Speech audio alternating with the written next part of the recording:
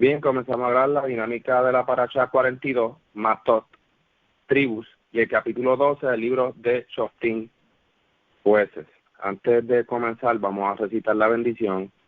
Bendito eres tú, oh Creador, Rey del universo, Creador de los cielos y la tierra, que das entendimiento y sabiduría para guardar tu ley y entenderla de todo corazón. Bendito eres tú, Adonai, dador de la vida, la cual tu justicia es justicia eterna y tu Torah la misma verdad. Barú Hashem Adonai Lolam, bendito sea el nombre de nuestro Señor por siempre. Amén y amén. Amén y amén. Bien, pues primera ronda estaremos dando un resumen de la Parashá 42 y si alguien quiere abordar algo más, lo puede hacer, además de las haftarah. Y la segunda ronda continuaremos con el libro de Shoftim, capítulo 12, un resumen del mismo capítulo, aunque en este caso se va a comenzar a leer. Bien, las promesas, algo bien importante de tener presente en todo momento. Quienes enseñan a no mencionar el nombre del Creador en sus promesas se libra de cualquier mal si éste no cumple, aunque la misma Escritura pues nos enseña que debemos de hacerlo. Hoy en día debemos de cuidar bien delante de las naciones lo que sale de nuestros labios, ya que ellos no siguen las instrucciones del Creador. Adicional a eso, pues tenemos que ser diligentemente en hacer cumplir la Torah sin importar dónde estemos. Aunque aquí habla de las promesas hechas en la familia o en la casa, por así decir, los padres deben de anular cualquier juramento de sus hijos que esté ligado con el nombre del Creador y que estos aún sigan viviendo bajo el techo de sus padres. La mujer viuda y después la soltera, toda promesa pues tiene vigor sobre ella. La mujer casada, pues el esposo puede anular cualquier tipo de promesa si es para destrucción del matrimonio o que sea de un mal para ella misma. O sea, si ella hace como un tipo de juramento para maldición o algo así, el esposo lo puede anular.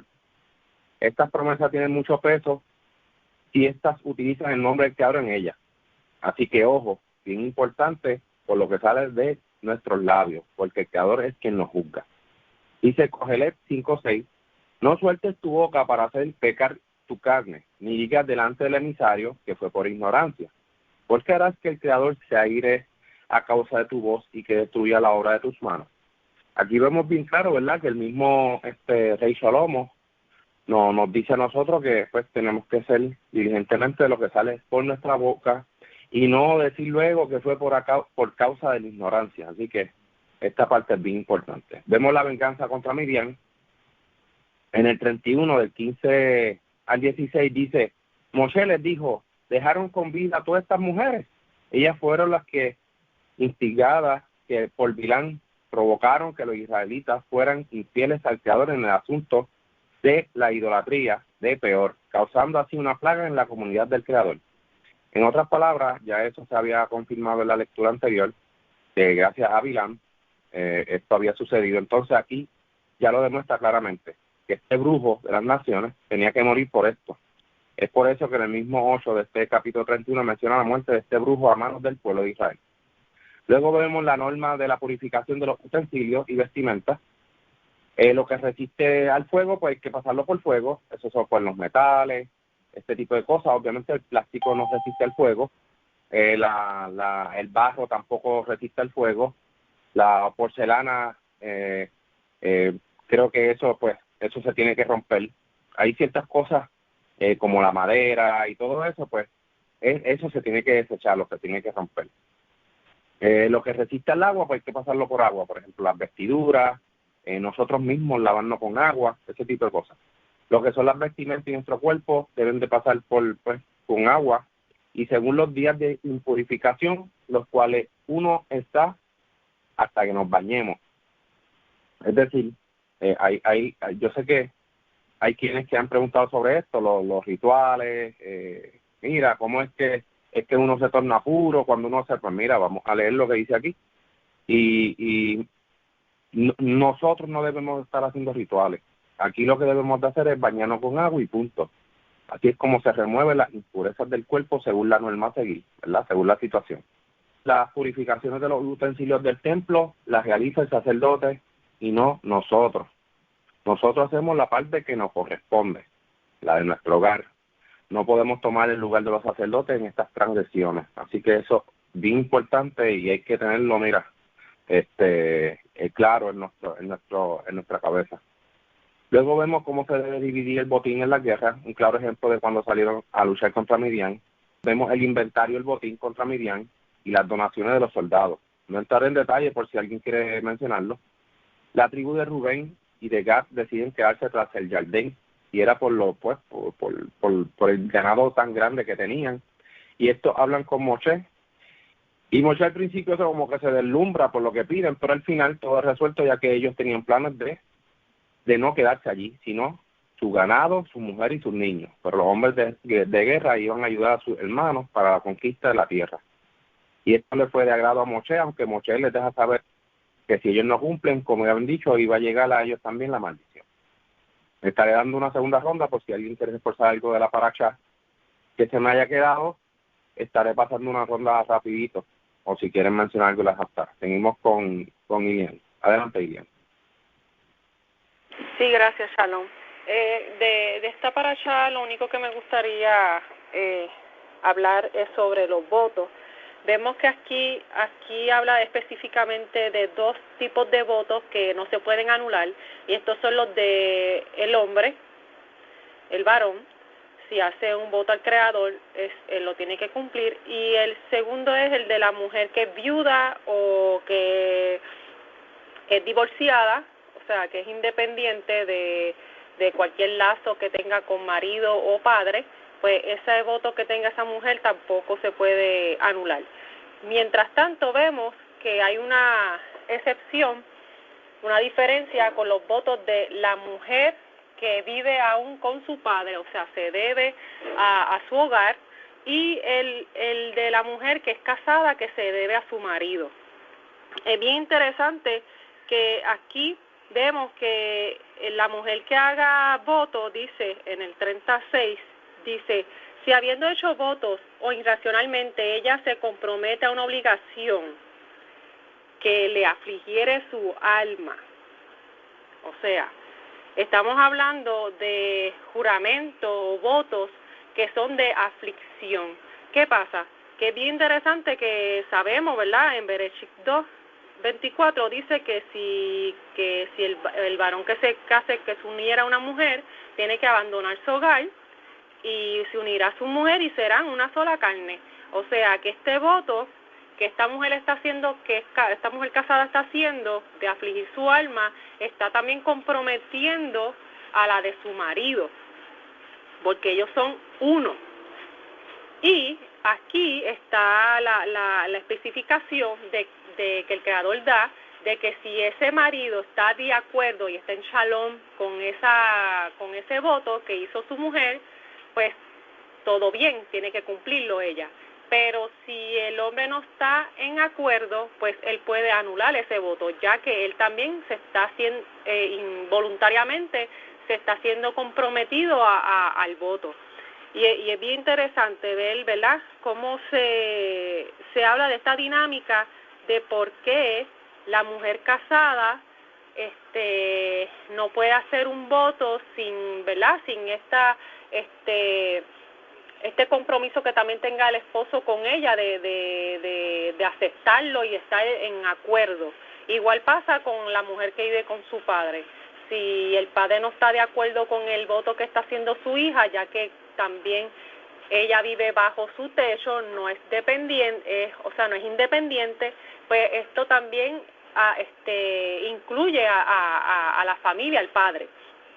Otra cosa bien interesante es que, ¿verdad?, que leemos de esto de los votos, es que lo vimos en la semana pasada con Jefet, que hace el juramento al Creador, hace un juramento sin analizar, sin pensar, o sea, como ya mencionaste muy bien, que no se puede tomar, como dice el mandamiento, no se puede tomar el nombre del Creador en vano, o sea, no podemos estar por ahí jurando a lo loco y por cualquier cosa, sino que cuando uno hace un juramento en el nombre del Creador, tiene que ser por algo serio y específico, y algo que uno tenga conciencia de que puede cumplirlo, porque hay que cumplirlo.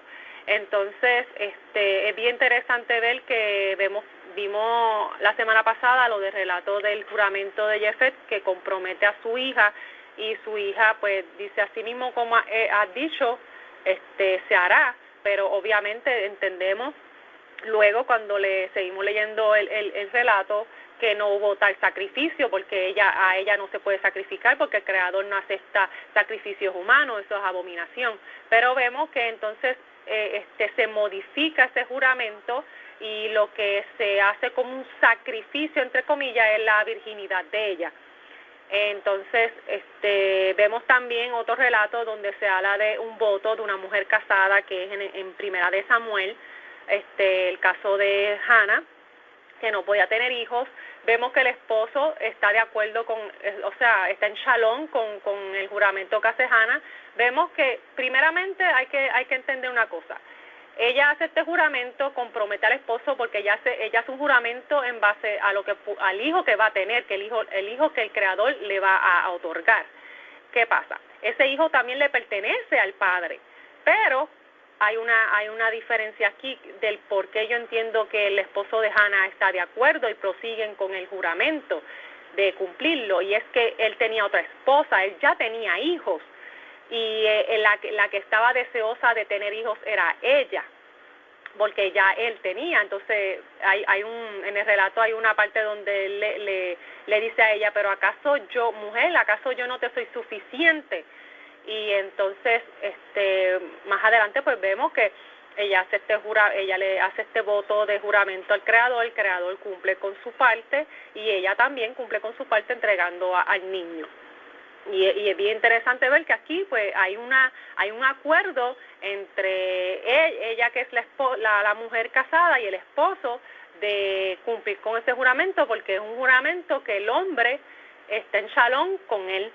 Y nada, eso es lo que quería hablar sobre esto, porque hay muchas personas que a veces malinterpretan las escrituras y dicen, no, que esto es machista, que aquí la mujer no tiene derecho a nada, que aquí la mujer, hay que entender una cosa, aquí no se habla de todas las mujeres, se habla de dos tipos de estatus en la mujer, el estatus de ser dependiente del padre y el estatus de ser una sola carne con el marido. Esa es la diferencia aquí. Mientras usted sea una mujer viuda o sea soltera, que iba sola, que sea independiente, pues entonces ahí usted puede hacer juramento y tiene que cumplir con ese juramento, porque usted no depende de ninguna otra persona para ese juramento cumplirlo. Y nada, eso es lo que quería añadir. Gracias. Gracias, Ilian, por el aporte.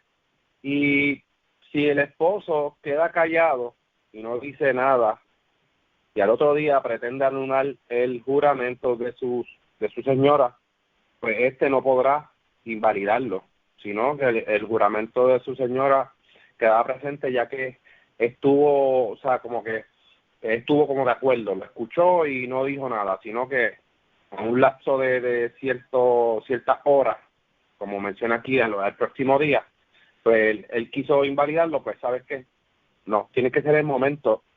Y según entiendo, como acaba de decir pues mi señora, si un juramento que es para bienestar, si un juramento que es para un porvenir y que se puede cumplir, no veo por qué el esposo no vaya a estar de acuerdo, al contrario, estará de acuerdo.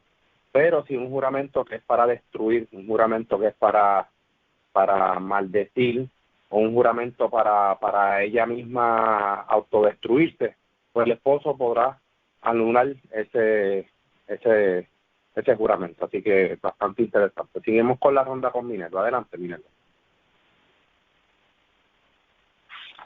Sí, lo que quería hablar un poquito de esta paracha, lo de los votos, pues claro, está bastante claro, no tengo comentarios sobre eso. Sí, entiendo pues que hoy en día pues el carácter de los votos no es tanto de este carácter así de los tiempos bíblicos, ya que no hay templo, no hay sacerdote, pero sí tenemos ciertos votos que afectan la familia, votos que quizás sin pensar en las palabras que nosotros podamos decir, repercuten obviamente en la salud espiritual de nuestra familia.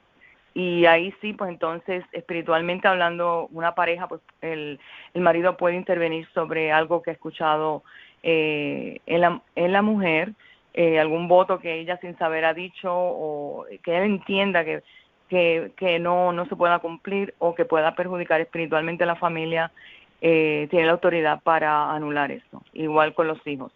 Pero aquí me llama la atención capítulo 32, cuando Moshe le pone reparos, cuando Rubén y Gad le piden que ellos quieren habitar fuera, debido a la cantidad de animales que tenían, pues que constituyen pues obviamente algo que se puede entender. Pero entonces Moshe pone reparos, y él como que memoriza y se acuerda de lo que pasó en Kadesh Barnea cuando envían los espías, y él le dice a los descendientes de Gad y Rubén: ¿por qué deberían sus hermanos salir y pelear mientras ustedes permanecen aquí? ¿Por qué tratan de disuadir a los israelitas de cruzar hacia la tierra que Elohim les ha dado? Y dice el 8, esto es lo mismo que hicieron sus padres cuando los envié desde Kadesh Barnea para ver la tierra. Fueron hasta el valle de Rasimó para ver la tierra, pero entonces disuadieron a los israelitas de venir a la tierra que el Eterno les dio. Y en ese día manifestó Elohim su cólera y juró: ninguno de los hombres mayores de 20 años que salió de Egipto verá la tierra que juré a Abraham, Isaac y Jacob, puesto que no me siguieron de todo corazón. Excepto las excepciones de Caleb y Joshua, hijo de Nun. Entonces él le cuenta cómo la cólera del Eterno se manifestó contra Israel y lo hizo errar 40 años en el desierto, hasta que esa generación que había hecho mal a los ojos de Elohim se hubo extinguido. Entonces el 14 dice que ahora tratan de tomar los lugares de sus padres como banda de pecadores y traer aún más la ira de Elohim contra Israel. Ustedes lo disuadirán de seguirlo y él nos dejará una vez más en el desierto. Entonces habrán destruido a esta nación completamente. O sea, vemos a un Moshe súper maduro, que ya había experimentado todas estas cosas anteriormente, y como que él la vio venir. Y él dice: mira, un momentito, párense aquí, esto fue lo mismo que pasó. O sea, aquí lo interesante es que él aprendió de esa experiencia. Entonces vemos una intervención mucho mayor en este plano, ya que están a punto de entrar. Y entonces eso causa de que ellos se comprometieron de ayuda. Entonces los ramanitas y los gaditas se aproximaron porque escucharon y dijeron: construiremos cercados para nuestras ovejas aquí y ciudades para nuestros hijos. O sea, en otras palabras, ellos recapacitaron. Y eso viene siendo como un tipo de voto también, como un neder. Vamos a construir cercados para nuestras ovejas aquí y ciudades para nuestros hijos. Pero entonces nos armaremos e iremos como avanzada. Entonces, en otras palabras, ellos iban a ir como avanzada para que permitir que el pueblo siguiera y no detenerlos, como hicieron en Kadesh Barnea. Entonces, pues esto me amarro este voto que ellos hicieron con el inicio de cuando hagamos un voto. Entonces, bien importante, porque entonces ya Moshe entiende que ellos lo van a hacer. O sea, que está previniendo que le acaezca lo peor o lo mismo que ocurrió cuando ellos le envió a los espías. Pues nada, eso es lo que quería añadir. Gracias. Gracias, Minerva, por el aporte. De hecho, es bastante interesante eso que acabas de mencionar, porque ese relato, cuando se ve ese forcejeo de que ellos llegan de allá de los espías, claro, de explorar la tierra y demás, es casi similar a cuando estos están comenzando a hablar sobre el relato de establecerse allí. Y yo dije, vaya, qué cosa, ¿no? ¿Cómo son las cosas del Creador? Claro, ellos no tenían planes de quedarse allí, que así que Moshe también les deja saber y le hace un voto a ellos, como que si no van, acuérdense que esto es lo que va a pasar. Pero bastante interesante. Seguimos con la ronda con Jonabe. Adelante, Jonabe. Shalom, gracias. Pues vemos en este capítulo, ¿verdad?, la muerte de Balaam, la muerte de este hombre, ¿verdad?, que fue a punta de espada. Este hombre, como ya había sido discutido en la parasha anterior, era un hechicero Él orquestó el plan de enviar mujeres al campamento de los hebreos para así llevarlos a la impurificación y a toda fornicación. A través de la desobediencia de estos hombres, el Creador deja caer la ira sobre el pueblo. Es bien interesante, ¿verdad?, que este hechicero optó por llevarlos e incitarlos a un acto que comprometía tanto a nivel espiritual y corporal. Estas mujeres sabían, y el mismo Balaam sabía, que desviarlos a ellos de esa manera iba a traer repercusiones. Entonces es algo que hoy día tenemos que reflexionar en eso, porque ese acto siempre va a tener repercusiones. O sea, es algo que puede llevar a cualquier hombre, ¿verdad? Llevarlo a una impurificación, ¿verdad? Y a una lajanía del Creador, porque se comprometió de una manera en un acto que el Creador no aprueba. También vemos que Moshe amonesta a los oficiales, ¿verdad? Moshe estaba enojado con los oficiales del ejército porque habían permitido que sus tropas perdonasen a mujeres de quienes se sabía que habían participado en el plan de Balaam. Y ellas, no los hombres medianitas, cargaban con la principal responsabilidad de incitar los pecados que habían causado la plaga. Por ello Moshe ordenó que ejecutaran el castigo contra los culpables. Y también vemos un acto de justicia porque las niñas no pagaron, ¿verdad?, con sus vidas por esto que sucedió. Y pues nada, eso es lo que quería añadir. Gracias, Jonabé, por el aporte. En toda guerra, pues, muere gente, y el Creador, pues, ordenó esta venganza, ¿verdad?, contra Midian por lo que había hecho. Y pues cuando uno lee los textos, uno lee, pues, que murieron tanto hombres, mujeres y niños. Y muchas veces cuando mencionan niños,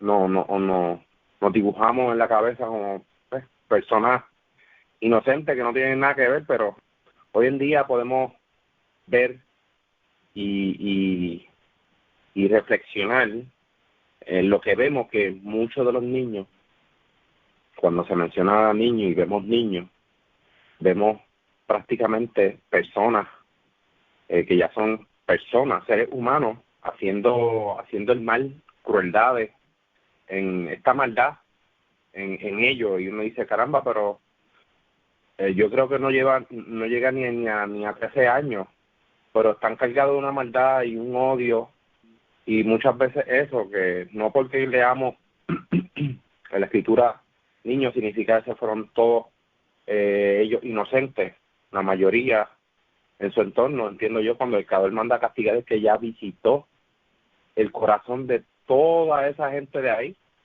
y por algo es que el Creador manda este castigo, esta orden, para que se ejecute ese plan, ¿no?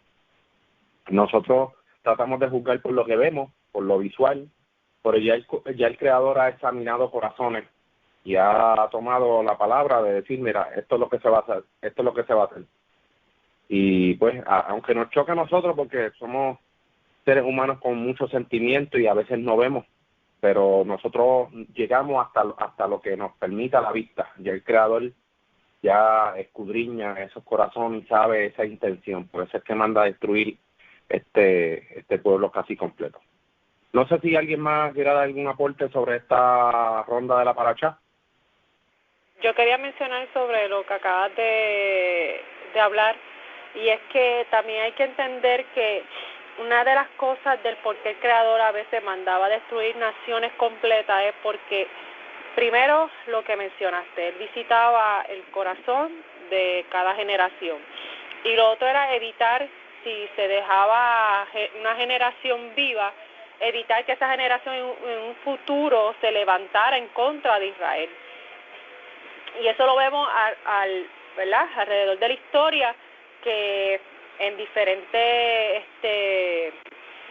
tiempos han habido reyes donde si se elimina el rey, pero se quedan los hijos vivos, y esos hijos cuando llegan a la edad adulta para poder gobernar, ser reyes también, cogen y toman venganza por la muerte de su padre y van a guerra en nombre de la venganza de la muerte de su padre. Y así mismo vemos generaciones que se levantan para vengar a sus antepasados, pero entonces cuando analizamos las cosas que hacían sus antepasados eran cosas malvadas.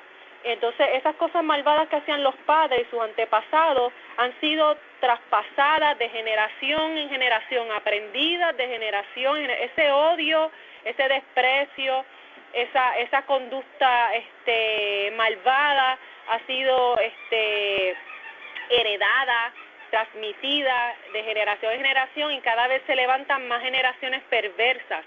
Y entonces el Creador así mandaba hacer estas cosas al pueblo de Israel, aunque fueran algo chocante para nosotros verlo ahora, pero era para evitar eso, para evitar que se siguiera expandiendo esa maldad en las generaciones futuras y poder hacer que Israel viviera en paz en la tierra que iban a poseer. Y nada, eso es lo que quería añadir en referencia a lo que mencionaste. Gracias. Gracias, Ilian, por el aporte. ¿Puedo Es añadir algo interesante. más, Dani? Sí, adelante. Lo mismo, que tenemos un ejemplo espectacular para esto, y es como podemos ver niños palestinos hoy día diciendo vamos a matar a los judíos o vamos a acabar con ellos. Niños que han sido privados de su inocencia para inculcarles una acción tan horrible, ¿verdad? ¿Qué niño va a pensar que su padre le está mintiendo, que su padre está equivocado? Entonces, el sacar todas estas personas, ¿verdad? Era básicamente exterminar la propagación de algo que pudiera ser una amenaza, como dijo Ilian, ¿verdad?, para el pueblo de Israel. Y nada, eso es lo que quería añadir. Gracias, Jonavé, por el aporte. Claro, el odio va a estar ahí. Y una de las cosas que podemos ver es que estos niños crezcan con ese odio, como que mataron a mis padres, en algún momento me voy a vengar, y esto no se va a quedar así. Entonces estos niños pueden crecer también con ese odio y estar transmitiendo por fuera como que no ha pasado nada, pero va a llegar el momento en que va a tomar una acción y va a pasar algo desagradable. Pues el Creador evita eso, que pase algo así. Y claro, como lo que han mencionado ustedes, que es muy válido. Así que por eso es que nosotros muchas veces pues juzgamos en base a nuestros ojos, a lo que vemos físico, pero el Creador juzga en base a su corazón, a lo que tiene en su mente, a lo que tiene guardado que nadie ve. Y esa parte es mucha gente no la puede comprender o no la entiende. Todos nos basamos en los sentimientos. Ay, pero bendito. Ay, pero el bendito. Y ese bendito nos puede costar mucho en un futuro. Por aquí veo que nos dejaron voy a leerlo como una pregunta o una duda. Tengo una duda con respecto a los juramentos. ¿Qué sucede si un hombre hace un juramento y luego se arrepiente o no puede cumplirlo? Hay un sacrificio por el pecado que se haga en el templo para verse librado o perdonado por el juramento no cumplido. ¿Este juramento se refiere a un juramento privado o se refiere a un juramento público ante el Bedín? Lo menciono por el caso de testigos. Solo se debe jurar por el nombre del Eterno. Este sería el Creador. Ok, mira. Sí, ese es algo, sí, como dice aquí, algo privado. Si tú haces un juramento, yo creo que mencioné algo de eso, y creo que lo dice Rey Cholomo. Así que no sueltes tu boca para hacer pecar tu carne, ni quedar delante del emisario que fue por ignorancia, porque harás que el Creador se aire a causa de tu voz y destruya la obra de tus manos. Muchas veces hay consecuencias, van a haber consecuencias de que podamos remediarlo, sí, porque el mismo David, podemos tomar de ejemplo el mismo David, de las cosas que hacía, él se arrepentía, llevaba el sacrificio para el perdón, pero ¿sabes qué? Aunque hubiese un perdón, de la consecuencia no te vas a librar. O sea, mucha gente se piensa que porque hay un perdón, de la consecuencia te vas a librar. No te vas a librar de la consecuencia. Vemos tantos ejemplos grandes que sí, el Creador muchas veces perdona, pero tenemos que coger el fuetazo de la consecuencia. ¿Por qué? Porque eso es lo que nos va a hacer recapacitar para una próxima ocasión no volverlo a hacer. Y pues según de lo que se ha leído y de lo que se ha hablado en la escritura, sí podemos llevar el sacrificio por ese perdón y un montón de cosas, pero siempre va a haber una consecuencia, ya sea menor o mayor, pero sí, y solo se debe jurar por el nombre del Creador. Pues mira, sí, porque el Creador dice, por su nombre jurará y por su nombre, y a su nombre servirá. Entonces sí, la mayoría de los juramentos que vemos de los patriarcas, vemos en el caso de los libros, de los escritos y los profetas, sí se utiliza juramento ligado con el nombre del Creador. Todo lo que usted jure, ya sea jurando por el templo, jurando por los sacerdotes, que eso le pertenece al Creador, jurando por las cosas sagradas, eso es como hacer un juramento. No digo que es un juramento con el nombre del Creador, pero es un juramento ligado a las cosas santas del Creador, y hay que tener mucho cuidado con esos juramentos. No sé si alguien más quiere aportar en esto que acabo de leer. Sí, yo quería añadir que hay que entender que el mandamiento dice que el Creador no tomará por inocente al que use su nombre vanamente.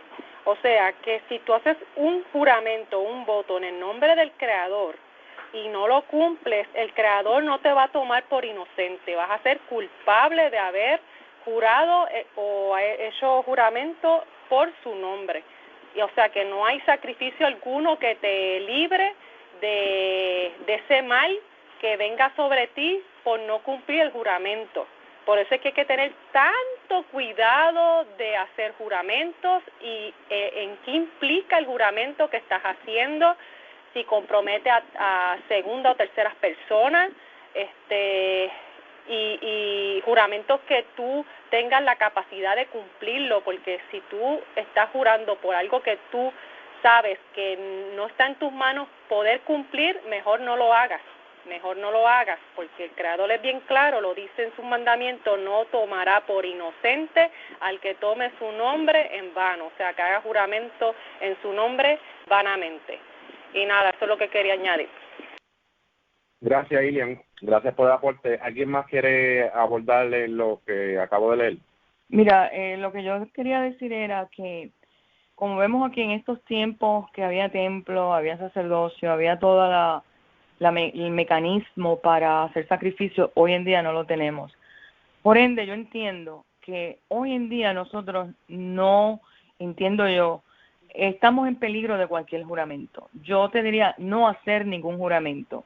Si tenemos intención de hacer algo por el Creador, que no pase simplemente de un buen deseo, de una intención, me gustaría hacer esto, porque ahí ya no estás ligando tu palabra a un juramento, o en hebreo es la palabra neder.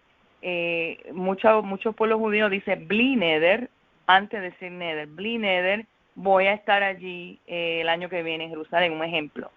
Bli neder quiere decir, tengo la intención de estar en Jerusalén, pero no con características de juramento como tal. Entonces nosotros sí podemos tener intenciones de hacer esto o aquello en nombre del Eterno, o me gustaría hacer esto por la causa de la Torá, pero entendiéndose que quizás es una buena intención o quizás es un deseo de tu corazón, pero no como juramento. Yo diría que nos abstengamos de esos juramentos hoy en día. Gracias, Minerva, gracias por el aporte. De hecho, es bastante interesante eso que acabas de mencionar. Es mejor no jurar y sí tener la intención de querer hacer, que yo creo que esa es la manera correcta de querer fomentar, ya que, como bien dices, no hay templo, no hay un sacerdote, no tenemos un levita, no hay muchas cosas que podamos hacer bajo un juramento ahora que podamos hacerlo realidad, así que hay que tener mucho cuidado. Bien, pues voy a comenzar por la lectura de Jueces Shoftim 12. Una vez vaya leyendo, se va a dar los puntos de referencia y luego pasaré la ronda. Los hombres de Efraín se juntaron y cruzaron el Jordán hasta Zafón. Le dijeron a Yiftá: ¿por qué marchaste para combatir a los amonitas sin llamarnos para ir contigo? Te vamos a quemar la casa encima. Yiftá les contestó: mi pueblo y yo estábamos en amargo conflicto con los amonitas, y yo los llamé a ustedes, pero ustedes no me libraron de ellos. Cuando vi que ustedes no eran salvadores, arriesgué mi vida y avancé contra los amonitas, y el Creador los entregó en mis manos. Porque han venido aquí para combatirme. Y Yiftá juntó a todos los hombres de Gilad y combatió a los efraimitas, a los de Efraín. Los hombres de Gilad derrotaron a los de Efraín porque habían dicho: ustedes son de Galat, no son más que fugitivos de Efraín. Estar en Manasés es como estar en Efraín. Entonces los de Galat ocuparon los vados de Jardén contra los Efraín. Y cuando algún fugitivo de Efraín pedía que los dejaran cruzar, los hombres de Gilad le preguntaban: ¿eres de Efraín? ¿Eres de Efraín? Si él decía que no, le decían: entonces di Shibolet. Pero ellos decían Sibolet, porque no podían pronunciarlo correctamente.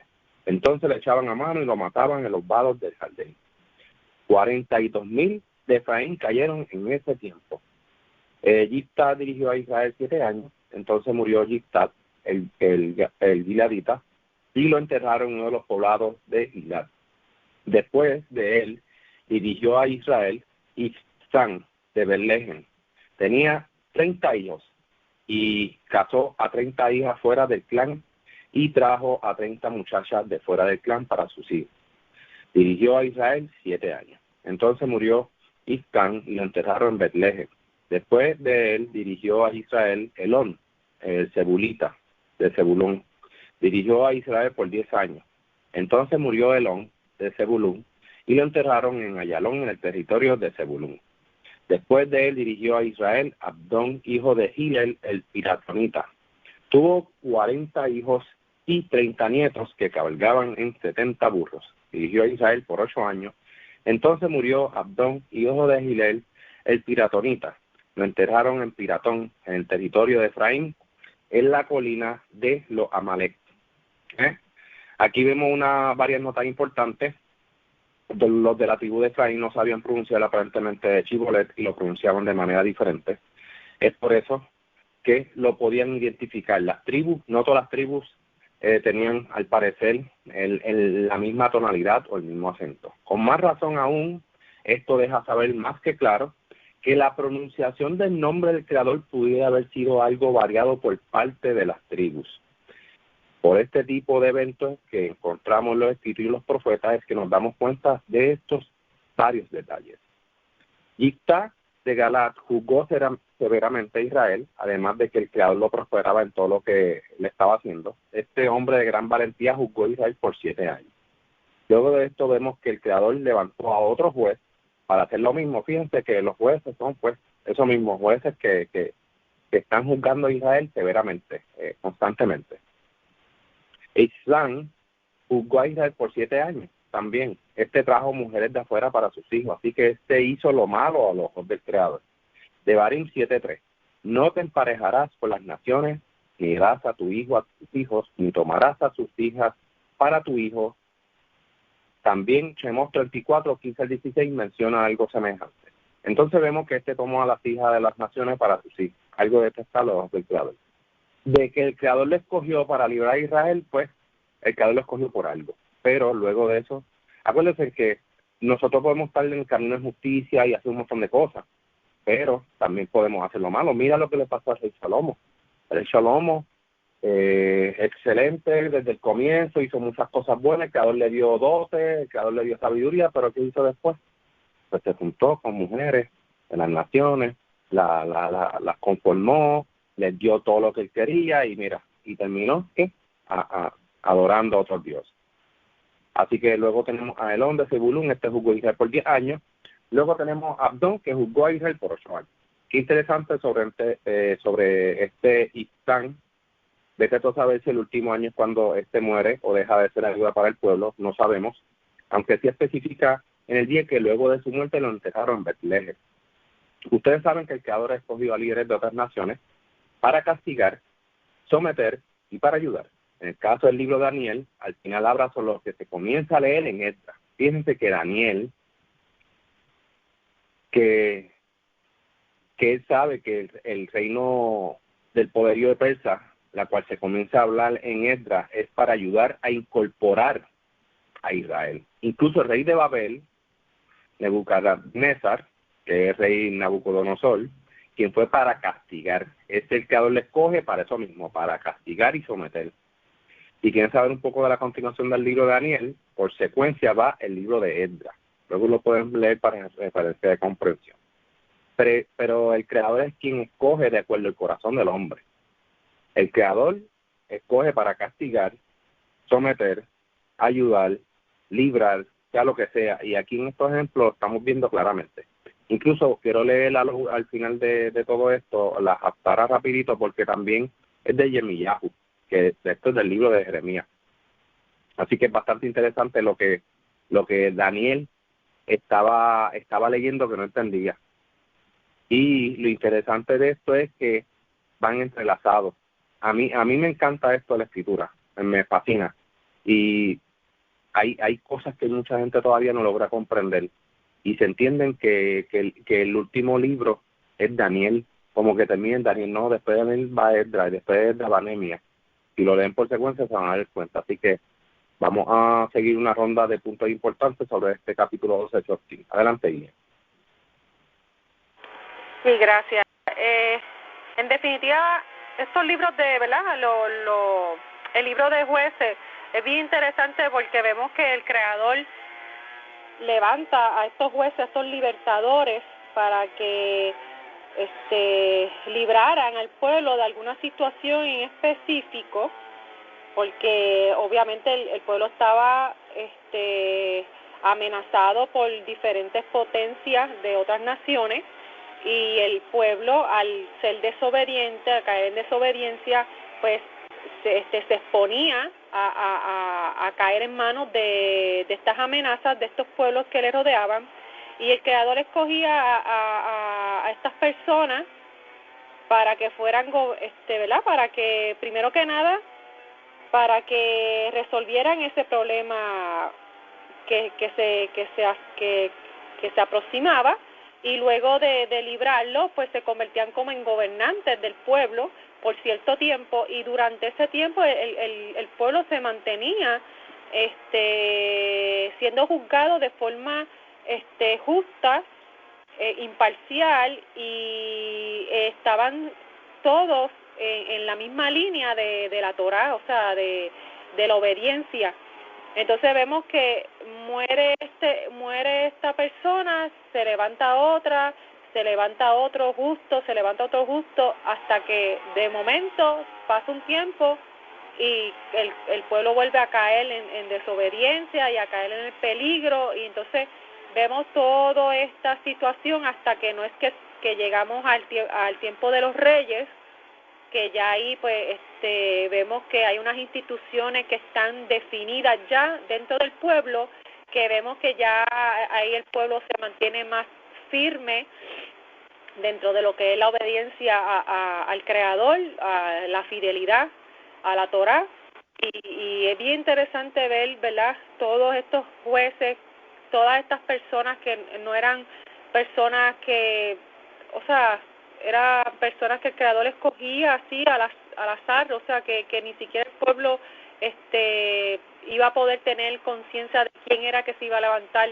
en sucesión del que haya fallecido, sino que el Creador mismo era el que los escogía.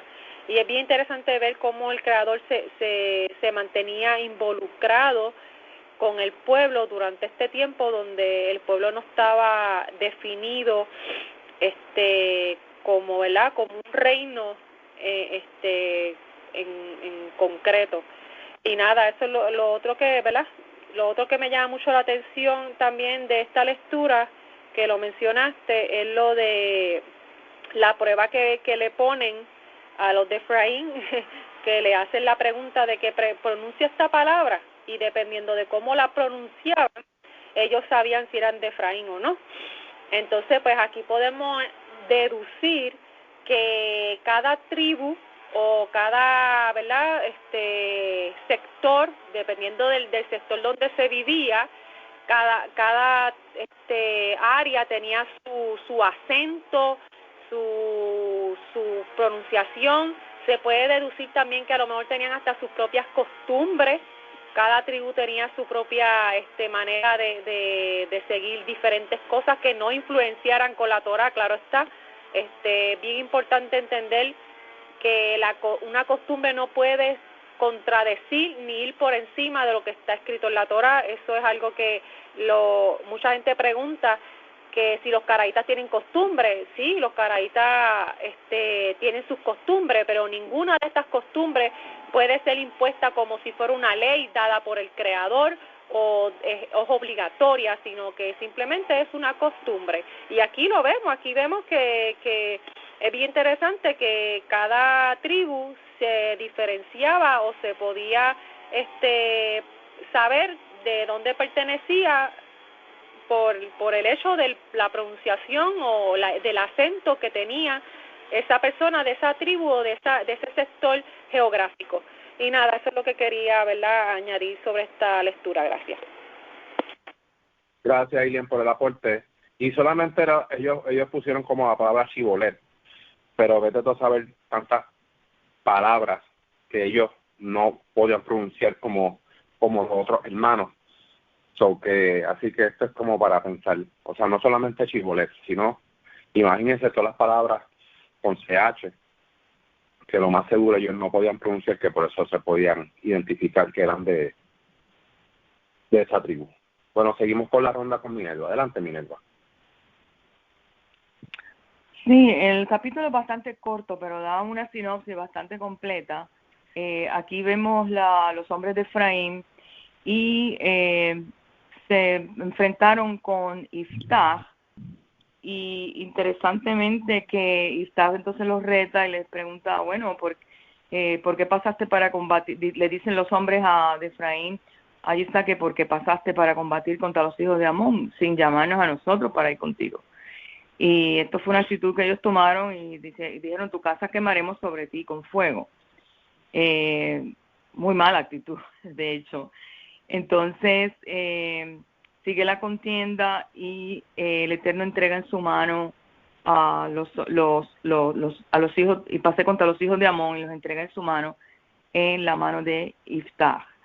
Entonces, luego sigue el traspaso de estos hombres y le hacen la prueba de la pronunciación. Aparentemente ellos no pronunciaban la letra Shin y solamente decían como una letra S, y ahí ellos discernían quién era y no era por la pronunciación.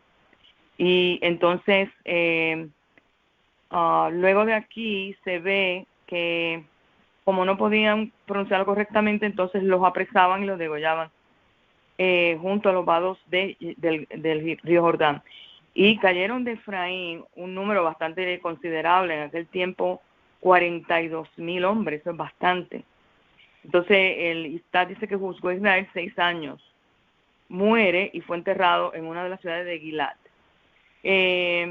Luego de Gilad, perdón, de Iftach, dice, juzgó después a Israel uno que se llama Ibzan en Betlehem, que es Betlehem. Estaba leyendo yo la historia de Ibzan y dice que Ibzan es mencionado en el libro de Ruth y se llamaba Boaz, o sea que posiblemente era Boaz el esposo de Ruth, que también la historia de Ruth ocurre también en el tiempo de los Shoftim, de los jueces. Y entonces él muere y luego sigue sucesivamente, pero interesantemente que aparece Boaz, según los historiadores bíblicos, que supuestamente era el mismo Ibzan de Betlehem. Y entonces dice que él tuvo 30 hijos y 30 hijas que envió a casar fuera. Y no sé si eso se le cuenta como le quitaron puntos, como dicen, y aparentemente luego de eso, ustedes saben que ocurren mezclas y cosas así, y va decayendo otra vez el pueblo, y a raíz de eso, pues, ocurre cierta asimilación. Usualmente eso es lo que pasa. Dice, y juzgó a Israel 7 años solamente. pues él fallece y fue enterrado otra vez en Betlehem. Y luego de él viene Elón y sigue sucesivamente y da los años. Se vemos otra vez una serie de ascensos y descensos otra vez para el pueblo de Israel de acuerdo a cómo juzga el que está en ese momento presidiendo como juez en Israel. Pues nada, esto es lo que quería añadir. Gracias. Gracias, Minerva, por el aporte. Seguimos con la ronda con Jonave. Adelante, Jonave. Shalom, gracias. Es interesante lo que dijo Ilian, ¿verdad? Que el creador escoge a estos hombres.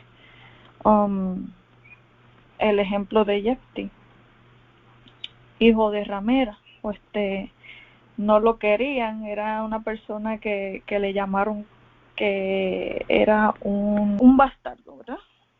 El creador escoge a un hombre que según los ojos, ante los ojos de otros hombres no está cualificado, pero el creador le da las cualidades para llevar a cabo esto, ¿verdad? Que finalmente es para el bienestar de Israel. Y dice, wow, que el mismo creador entrega en su mano, ¿verdad?, de Jefti a Efraín. Ellos podían ser los mejores luchadores que tú pudieras pensar, pero aquí lo único que encontraba es que el creador los entregara en su mano, así como le dijo muchas veces a Yehoshua, tranquilo porque los estoy entregando en tu mano, ¿entiendes? Ya había una victoria desde antes de que sucedieran los hechos, ¿verdad?, de que fueran esas batallas. Y es muy interesante. Y pues yo creo que ya todo el mundo abarcó bastante aquí, no tendría más nada que decir. Gracias, Jonave, por el aporte. Voy a leer unas palabras aquí de las Haftarah que me pareció bastante interesante porque de lo que se leyó, pues tiene también referencia con las Haftarah. Así que dice aquí, es que mencioné algo, lo quiero compaginarlo para que no se me, ¿verdad?, no se salga del ciclo. Y es que mencioné que el creador escoge naciones, escoge reyes, escoge cualquier persona, como aquí los jueces, para edificar, para destruir, para ayudar, para derrumbar y todo lo demás. Y quiero leer aquí en las Haftarah, que las Haftarah es Yirmiyahu 1:1 al 2:3. Pero voy a leer un extracto que es del 10. Dice, mira, hoy te he designado sobre las naciones y sobre los reinos, para arrancar y para derrumbar, para destruir y demoler, para construir y sembrar. Se me reveló la palabra del Creador. ¿Qué ves, Yirmiyahu? Ve una rama de almendros, respondí. El Creador me dijo, viste bien, pues yo soy diligente en cumplir mi palabra. Se me reveló la palabra del Creador por segunda vez. ¿Qué ves? Veo una olla que hierve y que está orientada hacia el norte, respondí. Y el Creador me dijo, del norte vendrá un desastre contra todos los habitantes de la tierra. Llamaré a todas las tribus y reinos del norte, dice el Creador, vendrán a instalar cada uno su trono a la entrada de las puertas de Jerusalén y junto a todos los muros que la rodean y también junto a todas las ciudades de Judá. Dictaré sentencia contra ellos por todo el mal que hicieron, por haberme abandonado al ofrendar incienso a dioses de otros y prosternarse a ídolos hechos con sus propias manos. En cuanto a ti, apresúrate, ponte de pie y diles todo lo que yo te ordeno. No le tengas miedo, pues de lo contrario te quebraré ante ellos. Mira, te he hecho como una ciudad fortificada, como un pilar de hierro y como muros de cobre contra toda esta tierra, contra los reyes de Judá, contra sus dirigentes, contra sus sacerdotes y contra sus habitantes. Ellos lucharán contra ti, pero no te vencerán, pues yo estoy contigo, dice el Creador, para salvarte. Yo obviamente leí un poco de esto y yo dije, mira, qué cosa que sí, que hablando de los jueces, que el Creador levanta para castigar, levanta para edificar, levanta para ayudar. Vemos aquí que este juez que engendró como a 30 hijos y le buscó mujeres de afuera, y el creador lo escogió para ser dirigente de Israel, para dirigir a Israel. Y muchas veces nosotros no sabemos por qué escoge a tal hombre para tal acción o tal cosa. Por eso puse el ejemplo del rey de Babel, el rey de Persa, y el creador escoge a quien quiera, a quien le dé la gana, el creador escoge. O sea que no nos dejamos llevar por cómo ese rey o que a quién sirvió o a quién no. El creador puede coger a cualquiera para edificar, para romper, para destruir, para lo que sea. Entonces, por eso fue que esto me llamó la atención. Yo dije, mira, es algo bien simple. Nosotros debemos de canalizar la Torá y ver lo que el creador quiere de nosotros. Y una de las cosas que me llamó mucho la atención fue que cuando el rey Salomo habla al creador, que hace su plegaria, dice, si tú llevaste a este pueblo a lejanas tierras porque se han corrompido, que los de la tierra de allá si se humillaren y orasen hacia tu casa, que los de la tierra de allá hagan misericordia con ellos estando en la tierra ajena. Y una de las cosas que me llama la atención es esa, que el creador tiene unos misterios que a nosotros no nos corresponde indagar en ellos, pero sí debemos de estar como que bien alerta a todas estas cosas, porque el creador puede levantar a cualquier persona para edificarte y tú dices, pero ¿quién hay esta persona? ¿Qué hace de si esto es lo más sato que hay? Esto se pasa adorando a Baales, pero quién sabe si el creador lo levantó para darte una lección. O sea, en la vida pasan tantas cosas que uno no puede desechar nada. O sea, tiene que prestar atención a todo lo que está pasando a nuestro entorno, porque el creador puede levantar cualquier cosa, puede levantar, como uno dice por acá, ¿verdad?, un idólatra para darte una lección, y sí, el creador lo levantó para eso. Levantó un idólatra porque sabes que toda la tierra le pertenece al creador. No sé si alguien más quiere dar algún aporte final. Yo quería mencionar algo de todo lo que ustedes han mencionado, y es que primeramente sobre la lectura de Reyes, vemos que la tribu de Efraín actúa de una manera bien, por decirlo así, soberbia, porque van y les reclaman, y vemos que esta conducta es como algo como si ellos hubieran querido llevarse la gloria de la victoria que tuvo Yifta. Entonces vemos que Yifta le da la gloria y la honra, o sea, no fue él que ganó, fue el creador que le dio la victoria a él. Entonces vemos que Efraín está como que molesto porque ellos también parece que querían participar de esa victoria para atribuirse ¿verdad?, ese logro. Y es bien interesante, vemos que esto también lo habíamos leído anteriormente de otra tribu también que fue a reclamar de que por qué no nos llamaste para pelear, y vemos esta lucha que hay entre una guerra de poder entre algunas tribus que querían hacerse como famosas ganando guerras para que hubiera esa fama de que esta tribu es fuerte, los hombres de esta tribu son fuertes, ganaron aquí, ganaron acá, y es bien triste porque una de las cosas que el creador siempre decía era: no se dejen llevar por la cantidad que ustedes son, o por su fuerza, o por su ejército, lo que sea. Aquí la victoria se la estoy dando yo. O sea, ustedes siempre que vayan a pelear y ganen, no es por su propia fuerza, sino porque yo los entregué en su mano. Y es algo que es bien importante siempre entender y tener esa humildad de siempre atribuirle todas las cosas al Creador. Otra cosa que quería también mencionar, que lo mencionó Minerva, que me quedé con eso en la mente, y es algo de lo que leímos en la lectura. Vemos que estos hombres capturan a estas mujeres que fueron partícipes de la abominación de engañar a los hombres del pueblo de Israel, acostarse con ellos y eso, para distraerlos y atacarlos.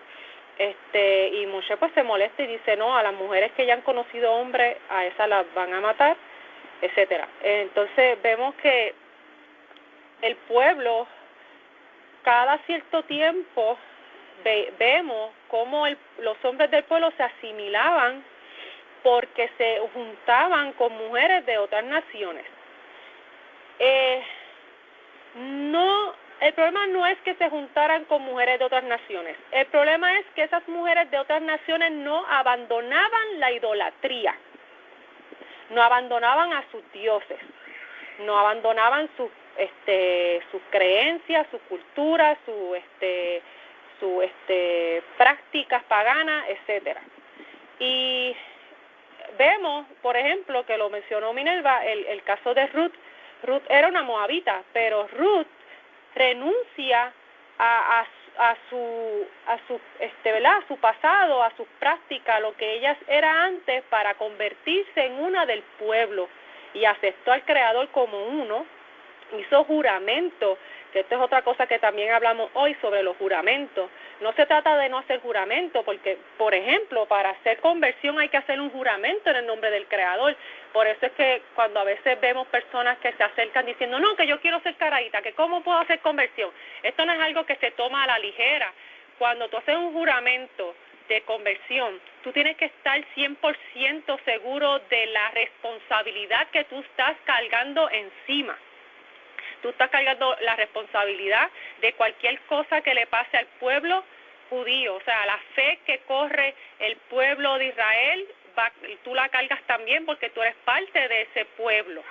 Y es algo que es bien grande, ¿verdad? Tomar este juramento tan en serio, porque cada cosa que tú hagas, tú vas a estar consciente de esa consecuencia que pueda traerte, ya sea buena o mala, y la responsabilidad tan grande que tú llevas desde el momento que tú haces ese juramento. Y vemos que Ruth hace este juramento, se convierte en una del pueblo. O sea, esto no se trata de una raza, de que ella tenía que haber nacido en Israel para ser judía, etcétera, etcétera, porque sabemos que en Israel ahora mismo hay personas que nacen en Israel y son cristianos, son musulmanes, son hindúes, etcétera, etcétera, sino que se trata más bien de la convicción, de la creencia, de lo que tú sigues. Entonces vemos que Ruth, una moabita, se convierte al pueblo de Israel y se casa con un hombre israelita, y este hombre no es desviado porque no se casa con una mujer que tiene otras costumbres, sino una mujer que se adapta y adopta la fe judía. Y vemos eventualmente esta conducta de, por ejemplo, con el rey Salomón, que se casa, que se une con mujeres extranjeras, pero estas mujeres no aceptan al Dios de Israel, sino que ellas traen sus costumbres a la casa del rey, y Salomón termina desviándose. ¿Por qué? Porque la mujer tiene un poder de persuasión enorme, y esto es lo que hacía que desviaba también al pueblo a adorar dioses paganos, a hacer lo malo, porque se juntaban con estas personas, mujeres o hombres, que no abandonaban la idolatría, y entonces persuadían al pueblo a asimilarse a esas costumbres paganas. Y nada, eso es lo que quería añadir. Gracias. Gracias, Ilian, por el excelente aporte. ¿Alguien más, algún aporte final? Bueno, pues si no, les deseo a todos, chau a todos. Chau a todos. Chau a todos. Chau a todos.